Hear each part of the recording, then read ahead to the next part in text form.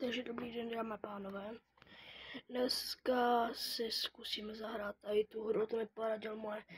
Já už jsem ji hrál trochu ve škole, nevím, co to je za hru, ale mimochodem poradila mi to moje kamarádka jedna. Nevím, co to je za blbost. Trochu jsem ji hrál a posoudíte vy, jestli ji mám hrát.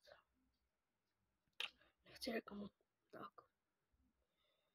Jo, tady můžete vidět. Jo, dobrý. Dáme letvar nějaký. Lidi, tak posoudíte, jestli tohle je holčičí hra nebo ne. A jestli byste ji chtěli, tak mi napište do komentářů. A jo, a promiňte, že jsem dlouho nenatáčel. Jsem měl kámo chřipku, víte.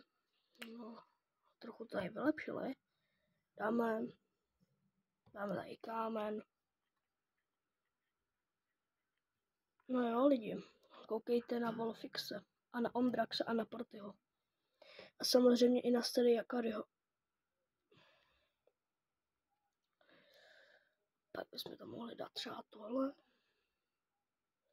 Hele, lidi, kdo by chtěl, aby jsem si vytvořil vlastní merch, tak ať mi pak napíše do komentářů.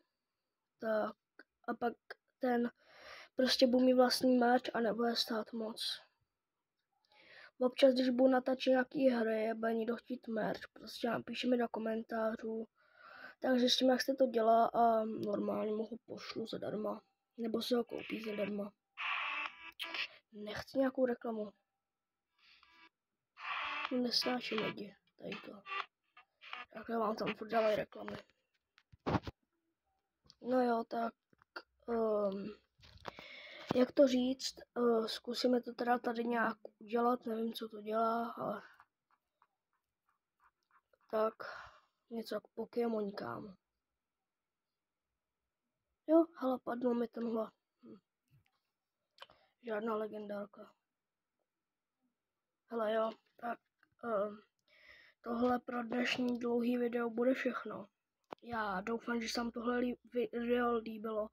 Pokud ano, sledujte mě na mém YouTube kanále a zatím čau.